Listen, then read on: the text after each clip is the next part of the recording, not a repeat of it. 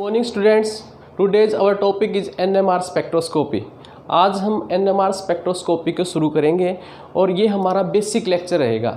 NMR spectroscopy का जो contribution होता है नेट CSIR एग्ज़ाम के अंदर वो अबाउट 10 मार्क्स के करीबन इसका कंट्रीब्यूशन रहता है।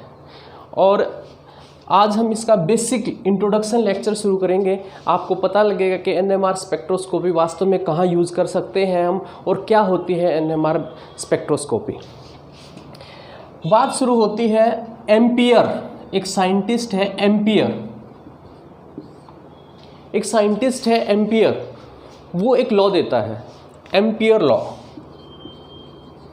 इन 1823 के अंदर एम्पियर एक साइंटिस्ट है, वो एक लॉ देता है और उस लॉ के अकॉर्डिंग वो बताता है कि कोई भी चार्ज पार्टिकल अगर सर्कुलर लूप में मूव करता है तो वो एक मैग्नेट की तरह बिहेव करता है। Any charge particle moves in circular motion then it becomes like a magnet. अगर हम बात करें पॉजिटिव और नेगेटिव, दो टर्मिनल हैं और यहाँ से चार्ज अगर मूव करता है करंट की डायरेक्शन पॉजिटिव से नेगेटिव में हम मानते हैं ये कन्वेंशनल करंट होता है। करंट दो टाइप से हम डिफाइन करते हैं, एक इलेक्ट्रिक करंट होता है, एक कन्वेंशनल करंट होता है। कन्वेंशनल करंट की डायरेक्शन हम पॉजिटिव से नेगेटिव मानते हैं और इलेक्ट्रिक करंट नेगेटिव से पॉजिटिव की तरफ मूव करता है। अभी हम इसके बारे में और भी डिस्कशन करेंगे, लेकिन हमारा एक बेसिक लेक्चर है। और एम्पियर्स लॉ, एम्पियर एक लॉ देता है, वो कहता है कि कोई भी चार्ज पार्टिकल जब सर्कुलरली मूव करता है तो उसका, जब कोई चार्ज पार्टिकल है उसके ऊपर अगर चार्ज है तो उसका इलेक्ट्रिक फील्ड होगा। हर चार्ज पार्टिकल का इलेक्ट्रिक फील्ड होता है, लेकिन जैसे ही वो मूव करता है तो उसका मैग्नेटिक फील्ड भी होता है। Moving charge particle becomes a magnet, ये पूरे का पूरा एक मैग्नेट बन जाता है। तो इस बात से हमारी एनएमआर स्पेक्ट्रोस्कोपी शुरू होती है।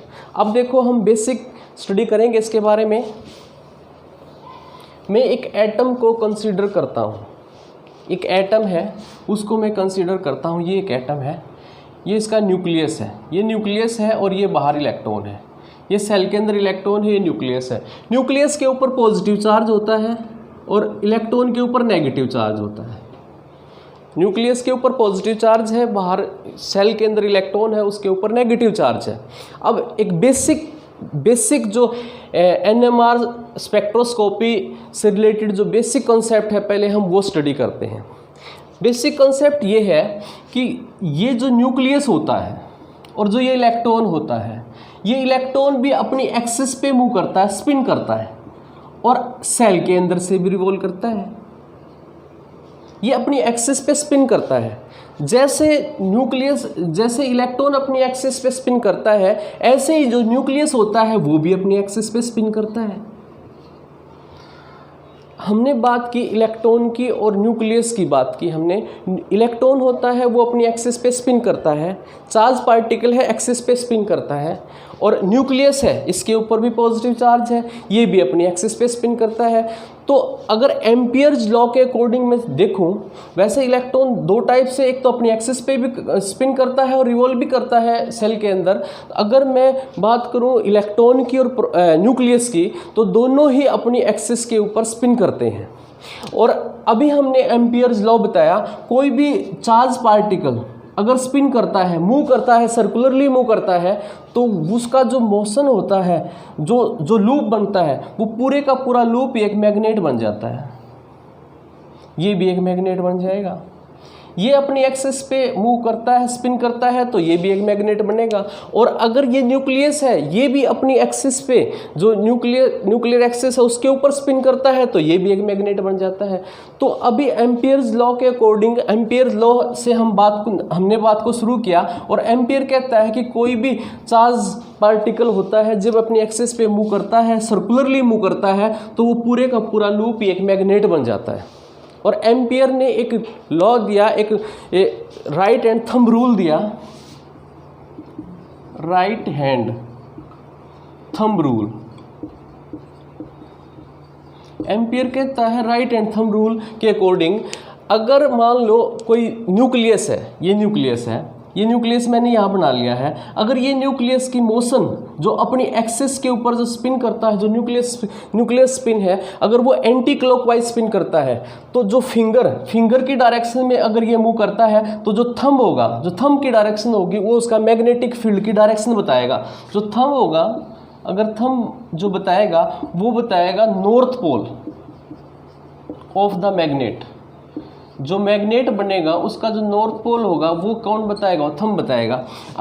अगर न्यूक्लियस के अंदर ऐसी मोशन है, एंटी क्लॉकवाइज मोशन है, तो ये पूरे का पूरा जो लूप होता है, ये पूरे का पूरा लूप ये एक मैग्नेट की तरह बिहेव करता है। और ये जो मैग्नेट बनेगा इसका ये नॉर्थ पोल होगा और ये साउथ पोल होगा। अभी हमने सिर्फ एम्पियर्स लॉ की बात की है। एम्पियर्स लॉ को एक एटम के अंदर लगाया है। एक एटम होता है, उसका एक न्यूक्लियस होता है, बाहर सेल के अंदर इलेक्ट्रॉन मूव करते हैं। एम्पियर्स कहता है कि कोई भी चार्ज पार्टिकल अगर मूव करता है, सर्कुलरली मूव करता है, तो एक जो लूप बनेगा वो लूप एक मैग्नेट की तरह बिहेव करेगा। और उसमें जो करंट की डायरेक्शन होगी, अगर उसको फिंगर की डायरेक्शन में ले लें तो जो थंब होगा वो उसके मैग्नेटिज्म की डायरेक्शन देगा, और जो थंब होगा वो नॉर्थ पोल की तरफ होगा। और ऐसे हमने बताया कि यहाँ पे अगर ये एंटी क्लॉकवाइज मूव करता है तो इसका ये नॉर्थ पोल होगा और ये साउथ पोल होगा। एक बार मैं फिर बताता हूँ आपको।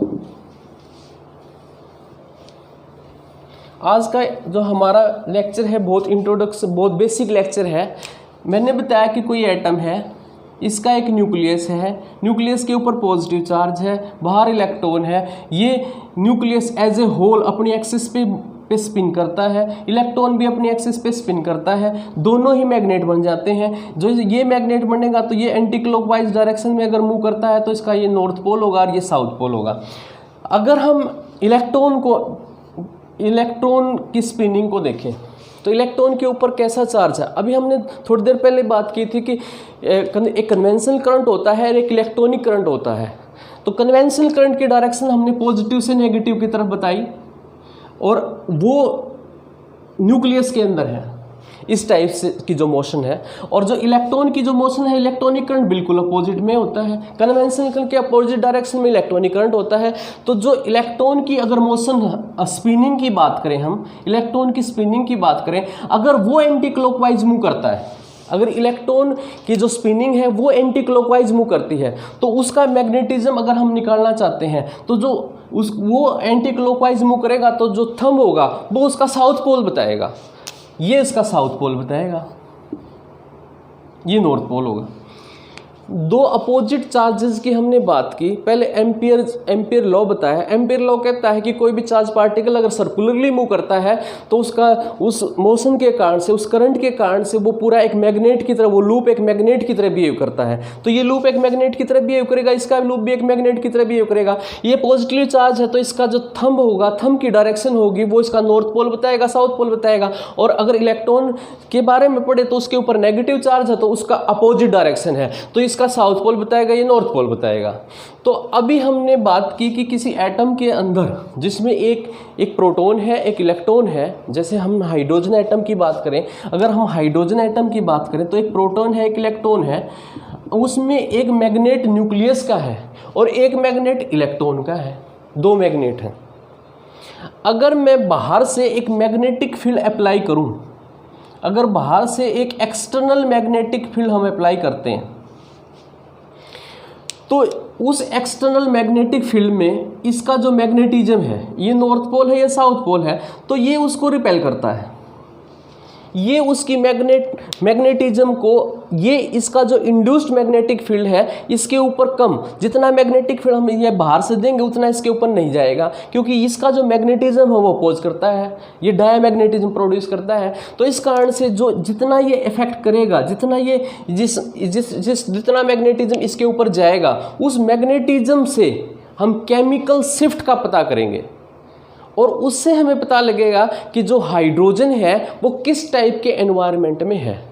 एक बार फिर मैं इसको एक्सप्लेन करता हूँ। अभी हमने सिर्फ यही बात की है कि कोई भी चार्ज पार्टिकल होता है सर्कुलरली मूव करता है, एक मैग्नेट बन जाता है, वो पूरे का पूरा लूप एक मैग्नेट बन जाता है।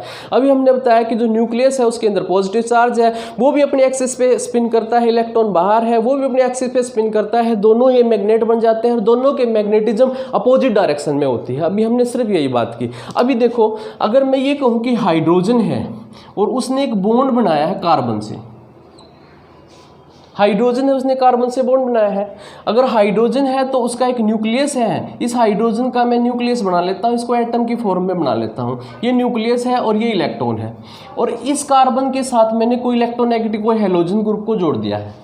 अब देखो कि बाहर से एक मैग्नेटिज्म मैंने इसको दिया है, जो ये बाहर से मैग्नेटिज्म मैं दूंगा इसको B0, एक मैग्नेटिक फील्ड मैंने अप्लाई किया है इसके ऊपर, ये भी एक मैग्नेट है, इसका ये नॉर्थ पोल है, ये साउथ पोल है, ये भी एक मैग्नेट है, ये इसका साउथ पोल है, ये इसका नॉर्थ पोल है, लेकिन उधर से इसका इलेक्ट्रोनेगेटिविटी ज़्यादा होने की वजह से इसने इलेक्ट्रॉन को शिफ्ट कर लिया है, तो इसके इलेक्ट्रॉन को शिफ्ट करेगा, ये इलेक्ट्रॉन इससे थोड़ा दूर चला जाएगा, और इस कारण से जो मैग्नेटिक फील्ड बाहर से जो लगेगा मैग्नेटिक फील्ड, उसका इफेक्ट ज़्यादा जाएगा इसके ऊपर, डीशिल्डिंग होगी, इस न्यूक्लियस की डीशिल्डिंग होगी, इलेक्ट्रॉन दूर चला जाएगा और इस कारण से इसका एक NMR सिग्नल आएगा, ये एक NMR सिग्नल देगा एक प्रोटॉन।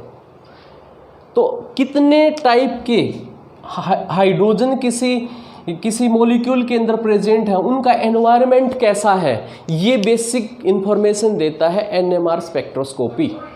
अभी हम इनके बारे में डिस्कस करेंगे, डिटेल से भी डिस्कस करेंगे, लेकिन एक बेसिक आइडिया ये है कि कोई हाइड्रोजन है अगर वो कार्बन से जुड़ा है, कोई हाइड्रोजन है अगर वो इलेक्ट्रोनेगेटिव किसी हेलोजन से जुड़ा है, अगर वो कार्बन है और वो किसी हेलोजन से जुड़ा है, अगर ये यहाँ किसी हेलोजन से जुड़ा है, तो जैसे इसका एनवायरनमेंट चेंज होगा, दो मैग्नेटिज्म थे इसके अंदर, एक न्यूक्लियस का मैग्नेट है और एक इलेक्ट्रॉन का मैग्नेट है, दोनों जो इलेक्ट्रॉन का मैग्नेट है वो बाहर से एक्सटर्नल मैग्नेटिक फील्ड को अपोज करता है, तो उसको कम पहुंचने देता है जो बाहर का मैग्नेटिक, तो उससे शिल्डिंग और डिशिल्डिंग का पता लगता है। अगर एक हम स्टैंडर्ड मॉलिक्यूल लेंगे जो TMS होता है, टेट्रामिथाइल सिलेन होता है, उसको स्टैंडर्ड आइडियल सिचुएशन मानते हैं। उस सिचुएशन में हम ये मानते हैं कि कार्बन की तरफ से अगर हम एक स्टैंडर्ड मॉलिक्यूल की बात करें,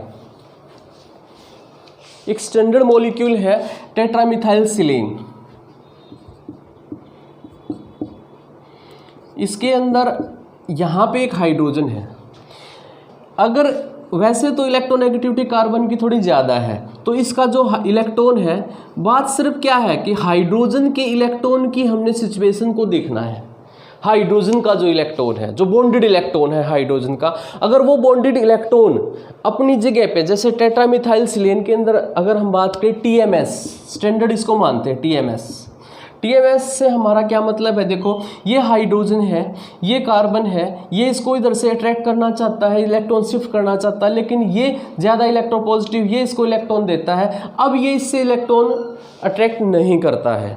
एक कार्बन एक साइड से हाइड्रोजन से जुड़ा है, कार्बन एक साइड से सिलिकॉन से जुड़ा है, सिलिकॉन इसको इलेक्ट्रॉन देता है क्योंकि इससे कम इलेक्ट्रोनेगेटिव है, तो इससे शिफ्ट होते हैं, अब ये इससे नहीं लेता है। तो आइडियल सिचुएशन ये है कि इसका ये मैग्नेट है, इसका ये मैग्नेट है, और यहाँ से जितना भी हम मैग्नेटिक फील्ड देंगे वो सारा का सारा मैग्नेटिक फील्ड इसका न्यूक्लियस महसूस करेगा, और उस सिग्नल, उस वैल्यू को हम 0 ppm कहते हैं, 0 ppm, और यही आइडियल सिचुएशन है। आइडियल सिचुएशन ये है कि कोई भी हाइड्रोजन के इलेक्ट्रॉन को अपनी तरफ ना तो शिफ्ट करे, ना हाइड्रोजन के न्यूक्लियस की तरफ शिफ्ट करे, हाइड्रोजन में जहाँ पे उसका इलेक्ट्रॉन है वहीं पे रहे, वो आइडियल सिचुएशन है, और वो सिचुएशन हम TMS में मानते हैं। इसलिए जो भी हम शिफ्ट कि जो वैल्यू NMR सिग्नल हमें ऑब्जर्व होगा वो TMS के कंपैरिजन में हम पढ़ते हैं। अगर मान लो यहाँ पे एक सिलिकॉन की बजाय मैं कह देता हूँ कि कोई हेलोजन है, तो अब क्या होगा, अब आइडियल सिचुएशन नहीं है, इसकी तरफ शिफ्ट हो जाएगा। इसको कहते हैं शिल्डिंग और डिशिल्डिंग। वो TMS के कंपैरिजन में शिल्डिंग और डिशिल्डिंग हम पढ़ेंगे आगे, केमिकल शिफ्ट उसको कहेंगे। अभी हमने एक सिर्फ बेसिक बात की है कि एक न्यूक्लियस है, वो भी एक मैग्नेट है, बाहर इलेक्ट्रॉन है, वो भी एक मैग्नेट है, बाहर का जो मैग्नेटिज्म है वो न्यूक्लियस के मैग्नेटिज्म से अपोजिट डायरेक्शन में है। जब हम एक्सटर्नल मैग्नेटिक फील्ड लगाएंगे तो जो इलेक्ट्रॉन है उसका मैग्नेटिज्म बाहर के मैग्नेटिक फील्ड को अपोज करता है, तो जितना बाहर से मैग्नेटिक फील्ड लगता है वो न्यूक्लियस तक नहीं पहुंच पाता है, जितना वो पहुंचेगा उसके अकॉर्डिंग हम टीएमएस से केमिकल शिफ्ट का पता करेंगे। अभी हम इनके बारे में और भी डिस्कस करेंगे, केमिकल शिफ्ट क्या होता है, कैसे सिग्नल मिलते हैं। अब देखो ये सिर्फ मैंने एक न्यूक्लियस बनाया है, अभी एक न्यूक्लियस बनाया है। अभी कौन से न्यूक्लियस एक्टिव होंगे, एनएमआर एक्टिव होंगे, कैसे एक्टिव होंगे, उनके बारे में पढ़ेंगे। कोई भी न्यूक्लियस है, अगर इसकी देखो एक इलेक्ट्रॉन है, इलेक्ट्रॉन की एक स्पिन होती है s, स्पिन क्वांटम नंबर होता है, spin quantum number of electron s होता है। इसकी वैल्यू क्या होती है, 1/2 हाफ होती है। इलेक्ट्रॉन है, इलेक्ट्रॉन की स्पिन होती है, स्पिन की वैल्यू 1/2 होती है, और उसका मैग्नेटिक क्वांटम नंबर होता है ms। इलेक्ट्रॉन का एक मैग्नेटिक क्वांटम नंबर भी होता है जो +1/2 और -1/2, दो टाइप की ओरिएंटेशन होती है। s की वैल्यू 1/2 होती है और स्पिन मैग्नेटिक क्वांटम नंबर।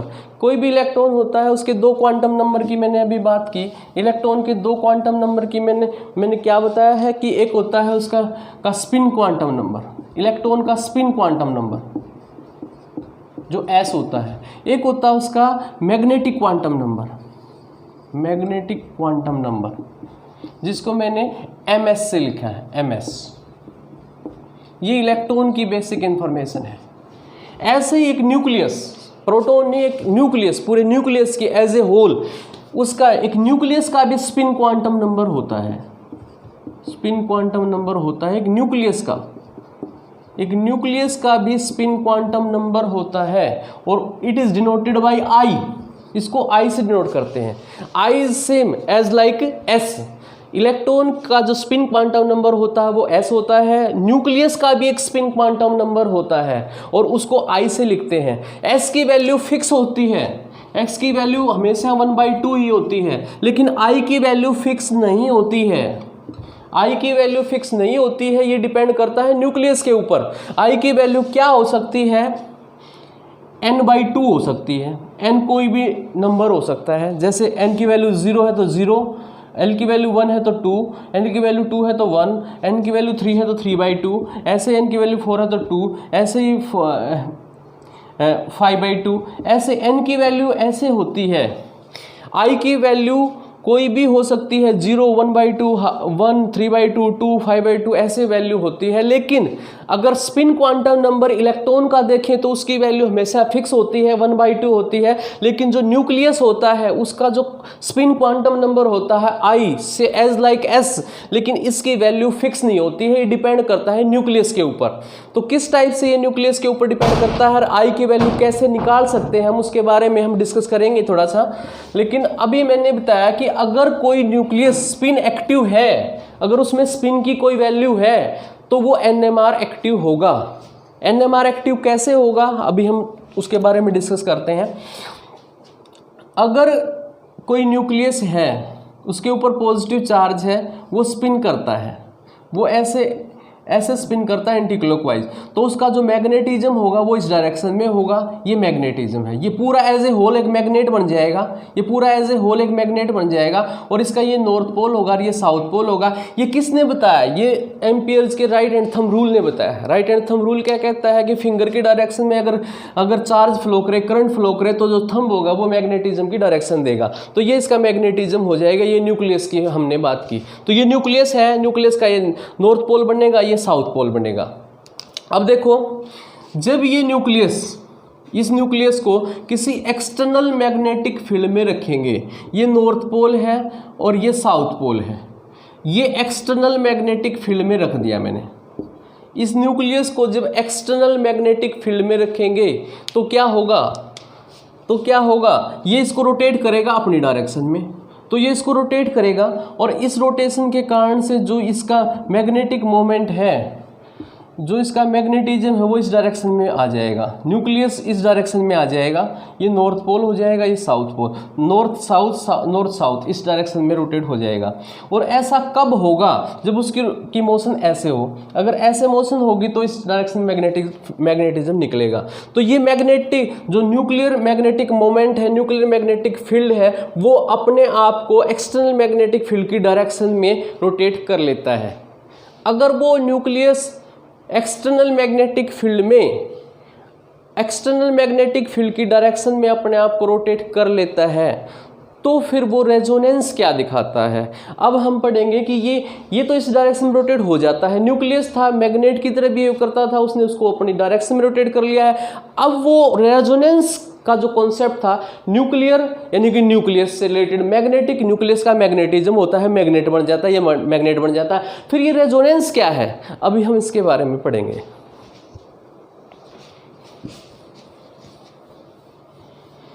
हमने शुरू किया है NMR स्पेक्ट्रोस्कोपी, बहुत इंपॉर्टेंट टॉपिक है और ये जर्नली जो आता है नेट के एग्ज़ाम में 10 मार्क्स के करीबन इसका कंट्रीब्यूशन रहता है। हमने बेसिक आइडिया लिया था एम्पियर सर्किटल लॉ से, और वो क्या कहता है कि जब भी करंट लूप में मूव करता है तो वो एक मैग्नेट की तरह बिहेव करता है, वो लूप एक मैग्नेट बन जाता है। उस लूप में हम दो टाइप से हम करंट की डायरेक्शन बताते हैं, पॉजिटिव से नेगेटिव कन्वेंशनल करंट होता है जो प्रोटॉन लाइक होता है, न्यूक्लियस लाइक होता है, और उसकी में जो मैग्नेटिज्म की जो डायरेक्शन होगी वो राइट एंड थंब रूल से हम बताएंगे। तो एंटी क्लॉकवाइज करेगा तो नॉर्थ पोल अपवर्ड की तरफ होगा, अगर क्लॉकवाइज मूव करेगा तो जो नॉर्थ पोल होगा, जो मैग्नेट बनेगा वो नॉर्थ पोल डाउनवर्ड की तरफ होगा। इलेक्ट्रॉन में चार्ज अपोजिट होता है, तो इसलिए उसका जो मैग्नेटिज्म है वो अपोजिट डायरेक्शन में निकलता है। तो अगर उसमें एंटी क्लॉकवाइज डायरेक्शन में अगर इलेक्ट्रॉन मूव करता है तो उसका नॉर्थ पोल डाउनवर्ड होता है, और क्लॉकवाइज में मूव करता है तो उसका नॉर्थ पोल अपवर्ड होता है। तो किसी एटम के अंदर दो टाइप के मैग्नेट बन जाते हैं, एक न्यूक्लियस मैग्नेट बन जाता है, एक इलेक्ट्रॉन मैग्नेट बन जाता है। दोनों अपोजिट डायरेक्शन में होते हैं, दोनों अपोजिट डायरेक्शन में होते हैं। अब जो ये इलेक्ट्रॉन है, जो हाइड्रोजन का जो ये इलेक्ट्रॉन है, ये इलेक्ट्रॉन अगर बाहर जिस टाइप के सराउंडिंग से जुड़ेगा उससे हमें NMR सिग्नल मिलता है। अगर ये इलेक्ट्रॉन अगर बाहर किसी मोर इलेक्ट्रोनेगेटिव से अट्रैक्टेड हो जाता है तो ये न्यूक्लियस डिसिल्डेड हो जाता है, और बाहर से जो मैग्नेटिज्म जाएगा वो पूरे का पूरा इसके ऊपर चला जाएगा। तो ये इसके कारण से NMR सिग्नल हमें मिलेगा। अगर अब देखो, अब होता क्या है, जब इसके ऊपर मैग्नेटिज्म जाएगा तो क्या होगा? जब न्यूक्लियस के ऊपर, अभी हमने पढ़ा कि न्यूक्लियस के ऊपर एक्सटर्नल मैग्नेटिक इफेक्ट महसूस करता है। जब बाहर से हम एक्सटर्नल मैग्नेटिज्म लगाते हैं तो न्यूक्लियस एक एक्सटर्नल मैग्नेटिज्म को महसूस करता है। अब वो कितना करता है वो डिपेंड करता है कि इलेक्ट्रॉन के ऊपर। वो इलेक्ट्रॉन अगर नज़दीक आएगा न्यूक्लियस के तो उसको शिल्डेड करेगा तो कम इफेक्ट जाएगा, और वो अगर दूर चला जाएगा तो ज़्यादा इफेक्ट जाएगा। अब ये तो हमने पढ़ लिया, इससे हमें इन्वायरमेंट का पता लग जाएगा, कितने टाइप के उसके अंदर प्रोटॉन है, हमें ये किस टाइप के इन्वायरमेंट में ये पता लग जाएगा। अभी हम जो डिस्कस करेंगे, अगर कोई न्यूक्लियस जिसके ऊपर पॉजिटिव चार्ज है, अगर वो अपनी एक्सिस पे मूव करता है, स्पिन करता है, अगर उसको बाहर से मैग्नेटिक फील्ड दे दिया जाए, अगर वो बाहर के एक्सटर्नल मैग्नेटिक फील्ड में आ जाएगा, बाहर से मैंने मैग्नेटिक जब उसको दे दिया है तो क्या होगा? अब देखो वो क्या होगा, ये B0 मैंने इसको दिया है, तो अब क्या होगा? अब ये जो न्यूक्लियस था, इस जो अपनी एक्सिस पे स्पिन करता था, अब इस एक्सटर्नल मैग्नेटिक फील्ड में वो इस एक्सटर्नल मैग्नेटिक फील्ड के अराउंड प्रोसेशनल फ्रीक्वेंसी से वाइब्रेट करने लग जाता है, रोटेट करने लग जाता है। ऐसे ये न्यूक्लियस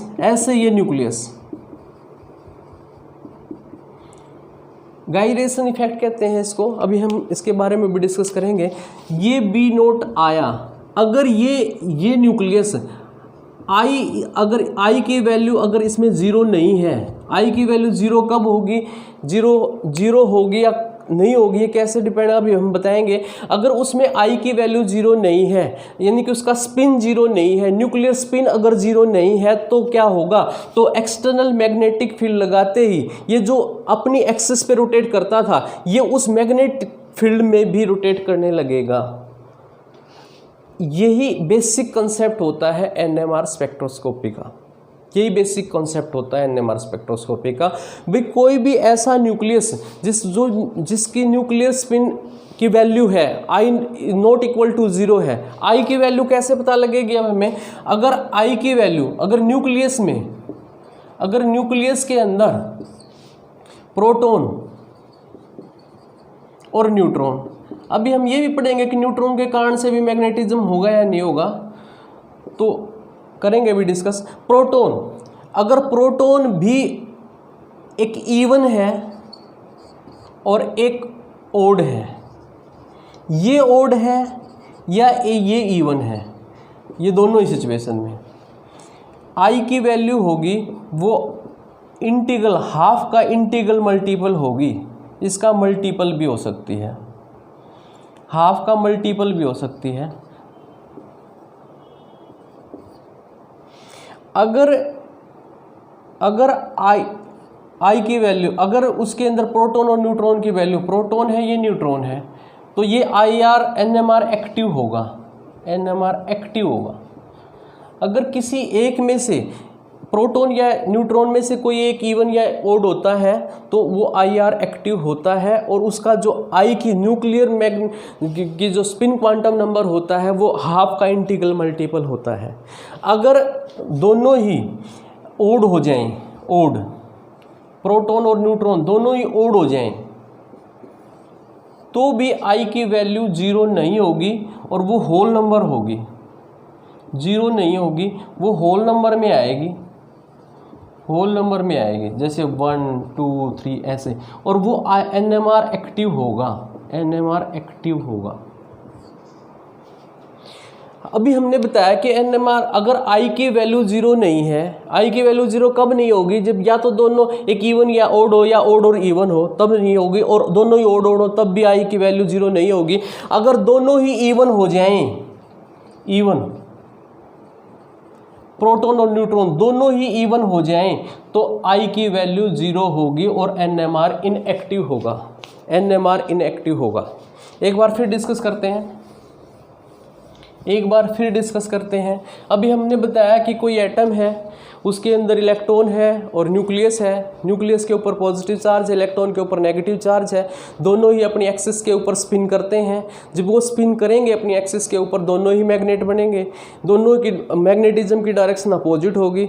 तो इलेक्ट्रॉन जितना न्यूक्लियस के नज़दीक आएगा, बाहर से एक्सटर्नल मैग्नेटिक फील्ड अगर लगाएंगे, अगर बाहर से किसी न्यूक्लियस पे एक्सटर्नल मैग्नेटिक फील्ड लगाएंगे, तो अगर वो न्यूक्लियस उसमें न्यूक्लियर मैग्नेटिक स्पिन की वैल्यू 0 नहीं है, 0 होगी तो सेंसेशन नहीं है, मान लो उसके अंदर सेंसेशन नहीं है। अगर 0 नहीं है तो उसके अंदर सेंसेशन है। जैसे ही जिस न्यूक्लियस के अंदर कुछ सेंसेशन होगी, जिसका न्यूक्लियर स्पिन की कुछ वैल्यू आएगी, वैल्यू 2 टाइप से आ सकती है, या तो हाफ का मल्टीपल या फिर होल नंबर। हाफ का मल्टीपल कब आएगी? जब आई की वैल्यू कैसे ये न्यूक्लियस की आई की वैल्यू कैसे निकालेंगे? प्रोटॉन और न्यूट्रॉन से, दोनों इवन और ओड हो, या ये ओड और ये इवन हो, तो क्या होगा? आई की वैल्यू हाफ का मल्टीपल होगी। अगर प्रोटॉन और न्यूट्रॉन की वैल्यू दोनों ही ओड हों तो वो होल नंबर होगी आई की वैल्यू, और ये दोनों ही NMR एक्टिव होंगे। अगर आई की वैल्यू में अगर हम देखें दोनों ही इवन हो जाएं, ये भी इवन हो जाए और ये भी इवन हो जाए, तो आई की वैल्यू 0 होगी। ऐसे इनके अंदर सेंसेशन नहीं होगा और ये NMR इनएक्टिव होंगे,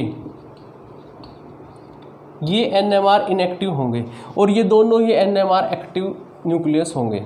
एक्टिव और इनएक्टिव से क्या मतलब है? कोई भी न्यूक्लियस है जिसमें न्यूक्लियर स्पिन की कुछ वैल्यू है, अगर बाहर से एक्सटर्नल मैग्नेटिक फील्ड लगेगा तो वो उस एक्सटर्नल मैग्नेटिक फील्ड के अराउंड रोटेट करने लग जाएगा, उस एक्सटर्नल मैग्नेटिक फील्ड के अराउंड रोटेट करेगा, और तभी वो NMR के अंदर सिग्नल दिखाएगा। वो क्यों रोटेट करेगा, किस फ्रीक्वेंसी से रोटेट करेगा, वो हम पढ़ेंगे। वो न्यूक्लियस के ऊपर डिपेंड करता है कितनी फ्रीक्वेंसी से वो रोटेट करेगा।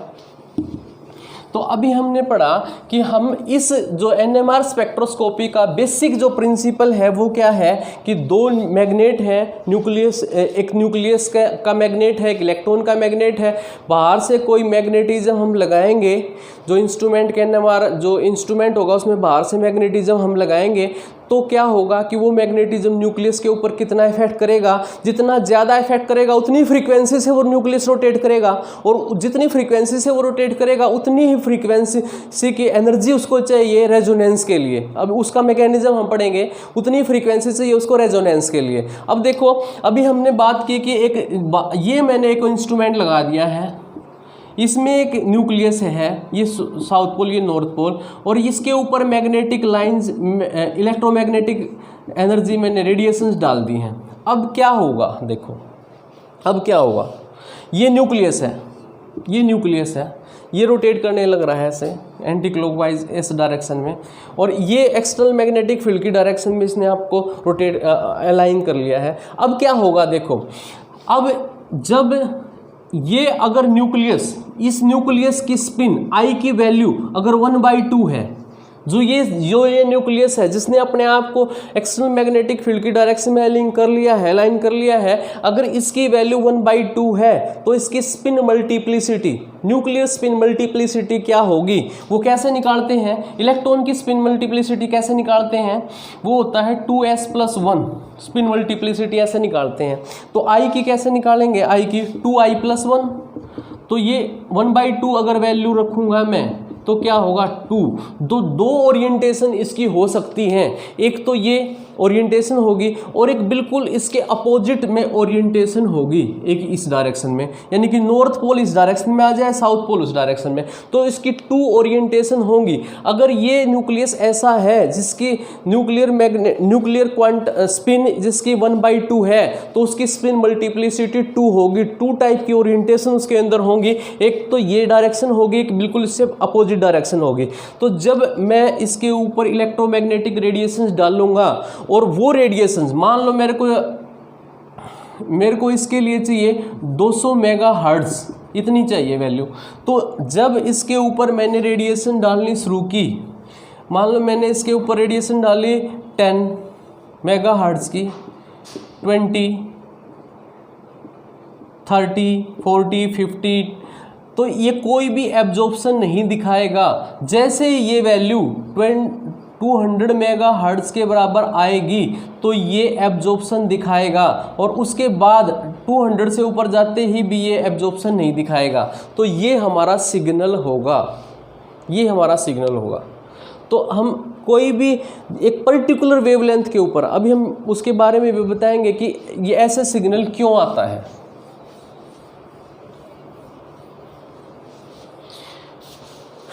अभी हमने एक हाइड्रोजन का एग्जाम्पल लिया है जिसकी आई की वैल्यू 1/2 है, उसको एक्सटर्नल मैग्नेटिक फील्ड में उस न्यूक्लियस को हमने रखा है, तो उसके ऊपर एक बाहर से मैग्नेटिक फील्ड लगेगा, वो कितना महसूस करेगा, वो इन्वायरमेंट के ऊपर डिपेंड करता है कि हाइड्रोजन के अराउंड कैसा इन्वायरमेंट है। अगर उसका इलेक्ट्रॉन किसी बाहर के इन्वायरमेंट की वजह से उससे दूर चला जाएगा तो उसकी क्या हो जाएगी, डिसिल्डिंग हो जाएगी, बाहर से जो मैग्नेटिक फील्ड लगाएंगे वो ज़्यादा महसूस करेगा। अगर उस हाइड्रोजन को इलेक्ट्रोपॉजिटिव स्पीसीज से जोड़ा गया तो उसकी तरफ शिफ्ट होगा, तो बाहर से जो मैग्नेटिक फील्ड लगेगा वो कम महसूस करेगा, उसकी शिल्डिंग हो जाएगी। तो इस टाइप से शिल्डिंग और डिशिल्डिंग से हमें पता लग सकता है कि कितनी टाइप के हाइड्रोजन उसके अंदर प्रेजेंट है और उनका कैसा एनवायरनमेंट है। तो बेसिक हमारा आइडिया यही हम एनएमआर से हम कैलकुलेट करते हैं। और अभी हमने बताया कि उसमें होता क्या है, एक न्यूक्लियस होता है, न्यूक्लियस एक मैग्नेट की तरह बिहेव करता है, इलेक्ट्रॉन भी एक मैग्नेट की तरह बिहेव करता है, उसका मैग्नेटिज्म अपोजिट डायरेक्शन में होता है, बाहर से मैग्नेटिक फील्ड लगाते हैं, इलेक्ट्रॉन जो इंड्यूस करता है मैग्नेटिज्म उससे अपोजिट डायरेक्शन में, तो उससे कम इफेक्ट महसूस करता है, कम करेगा तो शिल्डिंग होगी, ज़्यादा करेगा तो डिशिल्डिंग होगी। तो इन्वायरमेंट का हमें पता लग जाता है। अभी हमने और क्या बताया इसके बारे में, हम कहते हैं कि जैसे ही वो बाहर से मैग्नेटिज्म लगेगा किसी न्यूक्लियस के ऊपर तो वो उसी मैग्नेटिक फील्ड के अराउंड रोटेट करना शुरू कर देगा। और इसी फ्रीक्वेंसी से, किसी पर्टिकुलर फ्रीक्वेंसी से अगर बाहर से मैग्नेटिज्म ज़्यादा लगेगा तो ये ज़्यादा तेज़ स्पीड से, ज़्यादा वेलोसिटी से, ज़्यादा फ्रीक्वेंसी से उसमें रोटेट करना शुरू करेगा, अपनी एक्सिस पे स्पिन होते हुए उसके अराउंड रोटेट करना शुरू कर देगा और इसी से NMR सिग्नल जनरेट होगा। और वो रेजोनेंस अभी मैंने बताया, अगर आई की वैल्यू 1/2 है तो उसकी 2 टाइप की ओरिएंटेशन हो सकती है, एक अपोजिट डायरेक्शन में और एक उसकी डायरेक्शन में। तो उन दोनों में वो पर्टिकुलर उसका जो मैग्नेटिज्म होगा। अब देखो सिग्नल कैसे जनरेट होता है। अब देखो सिग्नल कैसे जनरेट होता है। अगर ये मैक्स, अब देखो ये इसका न्यूक्लियस था, ये एक्सटर्नल मैग्नेटिक फील्ड था, ये इसका न्यूक्लियस था, इसने अपने आप को इस डायरेक्शन में रोटेट कर लिया है। अब इसकी एनर्जी की 2 स्टेट होंगी। एक स्टेट जो उसी के अलाइंग में है, नॉर्थ साउथ के साथ है, नॉर्थ साउथ के साथ है, साउथ नॉर्थ के साथ है, तो इस डायरेक्शन में। और एक वो जब ये फ्लिप करके दूसरी डायरेक्शन में जाएगा, जब इसके ऊपर इलेक्ट्रोमैग्नेटिक रेडिएशन जाएंगी और जितने मैग्नेटिज्म इसने प्रोड्यूस चेंज होने लग रहा है वो इफेक्ट, अभी चेंज इन मैग्नेटिज्म होगा इसके अंदर भी बताऊंगा मैं, और ये इसके ऊपर आएगा एनर्जी को एब्जॉर्ब करके। और ये इसकी पर्टिकुलर, इसकी मैग्नेटिज्म के बराबर इसका मैग्नेटिज्म आएगा, उसी को रेजोनेंस कहते हैं। रेजोनेंस का मतलब यहाँ कॉनिकल फॉर्म से नहीं है, रेजोनेंस का मतलब उस मैचिंग फ्रीक्वेंसी से है जो इसकी मैचिंग फ्रीक्वेंसी इसके साथ मैच करके फ्लिप करेगी, उस मैचिंग फ्रीक्वेंसी से हमारा मीनिंग रेजोनेंस से है। अब देखो वास्तव में होता क्या है। अगर ये मार्कर है, इस मार्कर को मैं ऐसे रोटेट करता हूँ, ऐसे रोटेट कर देता हूँ, तो इसकी एक्सिस ये रहेगी और इस एक्सिस पे रोटेट होता हुआ नज़र आएगा। अगर मैं इसको ऐसे इस रोटेशन से मैं इस डायरेक्शन में लेके आना चाहता हूँ, तो जैसे ये इस डायरेक्शन में लगभग आएगा तो क्या होगा, ये ऐसे ऐसे मूव करता आएगा।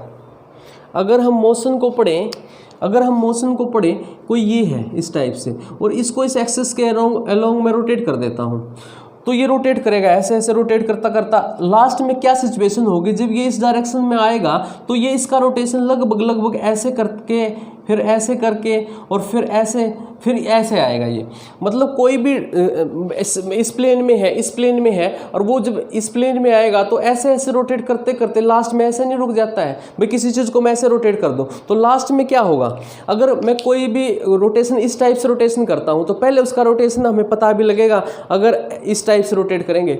अगर बाद में लास्ट में जैसे ही वो गिरने को इसी डायरेक्शन में आएगा तो ये जो हमारा मैग्नेटिक फील्ड है, मैग्नेटिक फील्ड का जो वेक्टर है ये कुछ ऐसे आएगा। जब इस डायरेक्शन में ये आएगा तो ये कुछ ऐसे आएगा, ऐसे थोड़ा सा ऐसे जाएगा, फिर थोड़ा सा ऐसे आएगा, फिर थोड़ा सा ऐसे जाएगा और लास्ट में ऐसे करते ये क्या हो जाएगा, तब प्लेन इस डायरेक्शन में आएगा। तो इस टाइप से ये मैग्नेटिज्म चलेगा।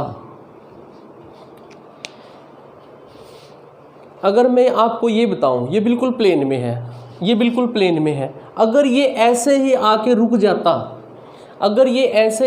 रुक जाता, तो इसमें फ्लिपिंग नहीं होती और रेजोनेंस की ज़रूरत नहीं थी इसको, NMR ये एक्टिव भी नहीं हो पाता।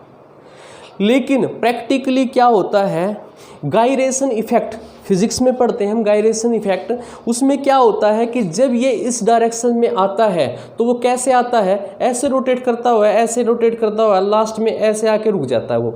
तो ये ऐसे रोटेट करता ऐसे ये ऐसे था और ये ऐसे रोटेट करता ऐसे आता है ना, तो ये ऐसे रोटेट करता है, ऐसे रोटेट करते आके रुक जाता है। तो ऐसे सर्कुलर मोशन बन जाती है इसकी, और इसके कारण से कभी नॉर्थ पोल यहाँ होता है, कभी नॉर्थ पोल यहाँ होता है, कभी साउथ पोल, ये साउथ पोल, ये साउथ पोल, ये साउथ पोल, ये नॉर्थ पोल, ये नॉर्थ पोल, ऐसे इसका नॉर्थ पोल एक पर्टिकुलर डायरेक्शन में नहीं रहता और अगर वो नॉर्थ पोल उसका चेंज होगा तो उसमें चेंज इन मैग्नेटिक फील्ड होगा, चेंज इन मैग्नेटिक मोमेंट होगा। और इसका मतलब क्या है कि यहाँ से और यहाँ से जब वो चेंज करता है मैग्नेटिक मोमेंट, तो जब इलेक्ट्रोमैग्नेटिक रेडिएशंस आती हैं, इलेक्ट्रोमैग्नेटिक रेडिएशन में इलेक्ट्रिक फील्ड भी होता है और मैग्नेटिक फील्ड भी होता है। जितना मैग्नेटिज्म इसके अंदर चेंज होता है, जब ये गायरेशन दिखाता है, उस पर्टिकुलर डायरेक्शन में आता है, तो जो सर्कुलर मोशन होती है मैग्नेटिज्म की, उस चेंज इन मैग्नेटिज्म के बराबर इलेक्ट्रोमैग्नेटिक रेडिएशंस का मैग्नेटिज्म उस चेंज इन मैग्नेटिज्म से मैच करता है, तब ये फ्लिप करता है। और इसीलिए यहाँ पे हम जनरली जिस साइन दिखाते हैं वो ऐसे दिखाते हैं और ऐसे दिखाते हैं, ऐसे फ्लिप कर जाता है वो। तो इस फ्लिपिंग के कारण से ये फ्लिपिंग क्यों होती है, एनएमआर का सिग्नल क्यों जनरेट होता है, अभी हमने बताया कि जब भी जो न्यूक्लियस होता है, पहली बात तो न्यूक्लियस के ऊपर एक एक्सटर्नल मैग्नेटिक फील्ड अप्लाई करते हैं। वो एक्सटर्नल मैग्नेटिक फील्ड अप्लाई करेंगे तो हमें क्या पता लगेगा, हमें उसके एनवायरनमेंट का पता लगेगा। कैसे पता लगेगा कि हाइड्रोजन के बाहर सेल में इलेक्ट्रॉन है, अगर इलेक्ट्रॉन को किसी ऐसे स्पीसीज ने अट्रैक्ट कर लिया जो ज़्यादा इलेक्ट्रोनेगेटिव है, तो उस न्यूक्लियस से दूर चला जाएगा वो इलेक्ट्रॉन। वो न्यूक्लियस कैसा हो जाएगा, डिसील्ड हो जाएगा। डिसील्ड होगा तो ज़्यादा मैग्नेटिज्म जाएगा, और जैसे ही न्यूक्लियस के ऊपर मैग्नेटिज्म जाएगा, अगर वो न्यूक्लियस उसके अंदर सेंसेशन है, अगर उसके न्यूक्लियर स्पिन की कुछ वैल्यू है, स्पिन क्वांटम नंबर की कुछ वैल्यू है, आई की वैल्यू अगर जीरो नहीं है, आई की वैल्यू जीरो कब नहीं होगी, जब या तो प्रोटॉन और न्यूट्रॉन में से एक इवन या एक ओड हो तो हाफ का मल्टीपल होगी, अगर दोनों ही ओड हो तो होल नंबर होगा, अगर दोनों ही इवन होंगे तो आई की वैल्यू जीरो होगी। यानी कि ऐसे न्यूक्लियस जिसमें न्यूट्रॉन और प्रोटॉन की जो वैल्यू होती है, जैसे मान लो मैं बात करता हूँ सोडियम की, 11 है और 23 है, तो प्रोटॉन कितने हैं 11, न्यूट्रॉन कितने हैं 12, एक ओड है और एक इवन है, वैल्यू हो जाएगी 1/2, इसका मल्टीपल, आपका मल्टीपल। तो ये जो न्यूक्लियस, इसका जो न्यूक्लियस होगा वो NMR एक्टिव होगा। अगर मैं बात करता हूँ नाइट्रोजन की, 7 और 14 है, तो क्या होगा, ये कैसा है, प्रोटॉन कितने हैं 7 हैं और न्यूट्रॉन कितने हैं 7 हैं, ये प्रोटॉन है ये न्यूट्रॉन है, तो दोनों ही ओड है, तो इसमें क्या हो जाएगा होल नंबर, तो IR कैसा हो जाएगा, ये NMR कैसा होगा, NMR एक्टिव होगा, NMR एक्टिव होगा। तो वो न्यूक्लियस NMR एक्टिव होंगे, जैसे हाइड्रोजन है, एटॉमिक नंबर भी 1 है, मास नंबर भी 1 है, प्रोटॉन एक ही है, न्यूट्रॉन है नहीं, तो ये कैसा हो जाएगा, ये ओड है, तो इसकी कुछ वैल्यू निकलेगी, और वैल्यू निकलेगी तो 1/2 है आई की वैल्यू, तो ये कैसा होगा, NMR एक्टिव होगा। तो वो न्यूक्लियस, कोई भी एटम जिसमें न्यूक्लियस में जो प्रोटॉन और न्यूट्रॉन की जो वैल्यू होती है, या तो दोनों ही ओड हो या एक ओड हो उसमें, या तो दोनों ही ओड हो या फिर एक ओड वैल्यू दिखाता है प्रोटॉन या न्यूट्रॉन में से, तो वो सारे न्यूक्लियस NMR एक्टिव होते हैं, वो सारे न्यूक्लियस NMR एक्टिव होते हैं। जिसमें आई की वैल्यू, जैसे कार्बन है 6 और 12, ये कार्बन है, इसमें प्रोटॉन की वैल्यू कितनी है 6 और न्यूट्रॉन की वैल्यू कितनी है 6, दोनों इवन है, ये भी इवन है और ये भी इवन है, तो इसमें आई की वैल्यू कैसी होगी 0। अब इसका न्यूक्लियस सेंसिटिव नहीं है, और बाहर से जब मैग्नेटिक फील्ड अप्लाई करेंगे तो वो उस मैग्नेटिक फील्ड के अंदर गायरेशन नहीं दिखाएगा, यानी चेंज इन मैग्नेटिक फील्ड नहीं दिखाएगा वो, और इस कारण से वो NMR इनएक्टिव होगा। तो इस टाइप से हमने आज NMR का कुछ बेसिक आइडिया आपको बताया है। अब हम जो नेक्स्ट लेक्चर होगा उसमें हम बिल्कुल स्टार्ट से इसको शुरू करेंगे और इसको आगे स्टडी करेंगे। Thank you.